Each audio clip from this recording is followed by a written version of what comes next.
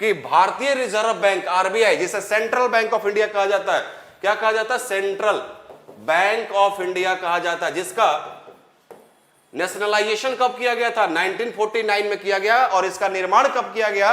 1 अप्रैल 1935 को किया गया था। ठीक है, तो आरबीआई को सेंट्रल बैंक ऑफ इंडिया के साथ साथ क्या कहते हैं? बैंकर्स बैंक भी कहते हैं। लिख लेना, बैंकर्स बैंक भी कहा जाता है, क्योंकि क्या करता है? भारत के सभी बैंकों को क्या करता है? कंट्रोल करता है। क्या करता है? कंट्रोल करता है, इसलिए बैंकर्स बैंक कहते हैं, बैंकों का बाप कहा जाता है। तो भारतीय रिजर्व बैंक ने हाल ही में आईसीआईसीआई बैंक पर कितने करोड़ रुपए का जुर्माना लगाया है? आईसीआईसी बैंक पर कितने करोड़ रुपए का जुर्माना लगाया है? 2 करोड़ रुपया, 1 करोड़ रुपया, 3 करोड़ रुपया और 5 करोड़ रुपया। सर ऐसा मत बोले प्लीज, अरे इस तरीके से बना ही रखा इन लोगों ने, क्या करो स्थिति। 3 करोड़, बिल्कुल सुदीप बनर्जी जी आपका आंसर सही है, बहुत अच्छा पढ़ते हैं आप, हिस्ट्री में भी आप पढ़ते हैं, क्लास में अच्छा बताते हैं।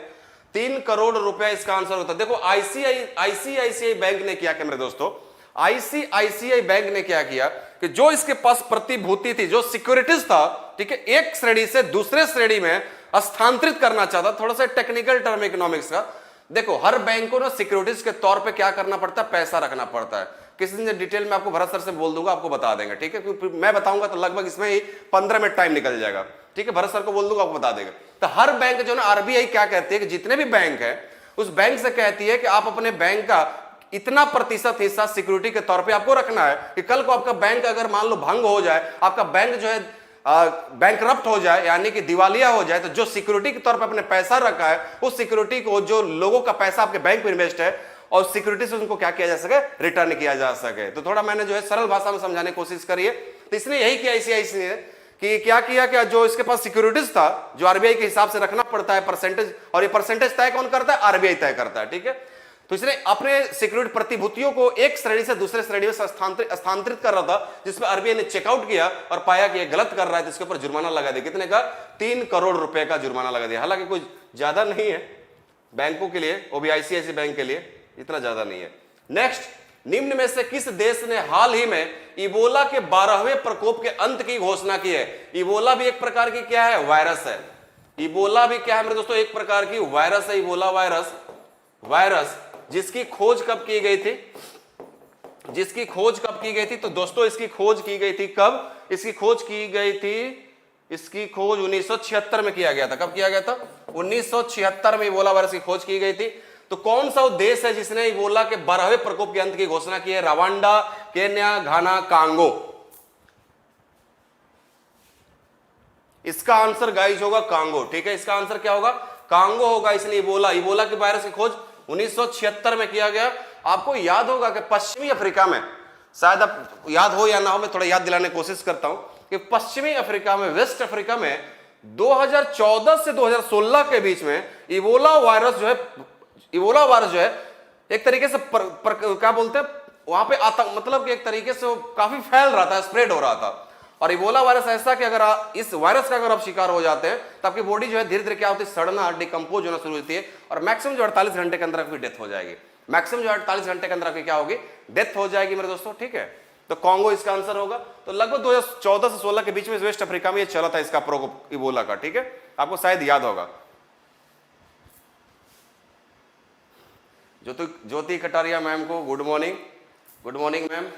हालांकि आपने रिप्लाई नहीं दिया, मैसेज का रिप्लाई नहीं दिया गुड मॉर्निंग का, लेकिन यहां पे आकर आपने गुड मॉर्निंग लिखा। तहे दिल से स्वागत है आपका इस पे। ठीक, नेक्स्ट, यूके, यूनाइटेड किंगडम यानी कि ब्रिटेन।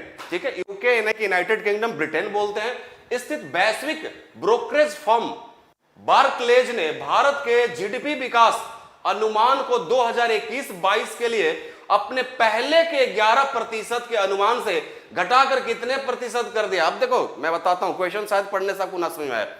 यानी कह रहा है कि यूनाइटेड किंगडम यानी कि ब्रिटेन में, ठीक है, एक फर्म है, उस फर्म का नाम क्या है? वैश्विक ब्रोकरेज। ध्यान से सुनना, ब्रिटेन में एक फर्म है, उसका नाम क्या है? वैश्विक ब्रोकरेज है। ठीक है, इस फर्म ने क्या किया कि भारत के जीडीपी को क्या बोलते हैं? ग्रॉस डोमेस्टिक प्रोडक्ट कहते हैं।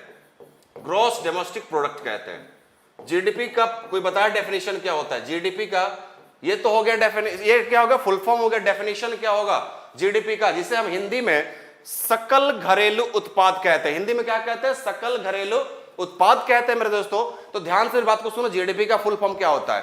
तो एक बाउंड्री के अंदर, ये भी छोड़ दो नहीं समझ में आ रहा, एक देश के अंदर फाइनेंशियल ईयर में यानी कि एक साल के अंदर उत्पादित सभी अंतिम वस्तु और सेवाओं के मौद्रिक मूल्य ही जीडीपी कहलाता है।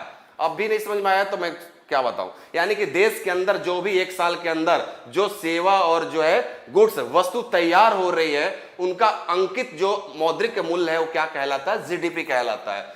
तो जो ब्रिटेन के फॉर्म, इसका नाम बेसिक ब्रोकरेज है, इसने जो है 2021-22 यानी फाइनेंशियल ईयर 2021-22 के लिए भारत के जीडीपी के लिए, ठीक है, इसने पहले अनुमान लगाया था क्या कि 11%, यानी कि भारत का 2021 और 22 का जो जीडीपी का जो परसेंटेज होगा, इसने निकाला था। किसने? वैश्विक ब्रोकरेज फर्म बार्कलेज ने 11% का अनुमान लगाया था। लेकिन अब इसने कहा कि नहीं भैया, कोरोना के चलते जो है भारत का जीडीपी अब 11% से घट जाएगा। और कितना होगा? Sir reply please. किस चीज का रिप्लाई स्तुति विश्वकर्मा? किस चीज का रिप्लाई चाहते हो? कुछ पूछा तो है नहीं आपने, तो क्या रिप्लाई करो? ऐसे ही। तो इसका आंसर सी होगा। किसने किया है क्या? सुदीप बनर्जी ने किया। सुदीप बहुत अच्छे स्टूडेंट में से 10% होगा। तो 11% जो है 2021 और 22 में लगाया था। लेकिन अब जो है क्या कह रहा है कि नहीं, कोरोना का भारत में जो दूसरी लहर है, इस वजह से जीडीपी जो है 21-22 से कितना रह जाएगा? 10% ही रह जाएगा। कितना? 10% ही रह जाएगा। Next question.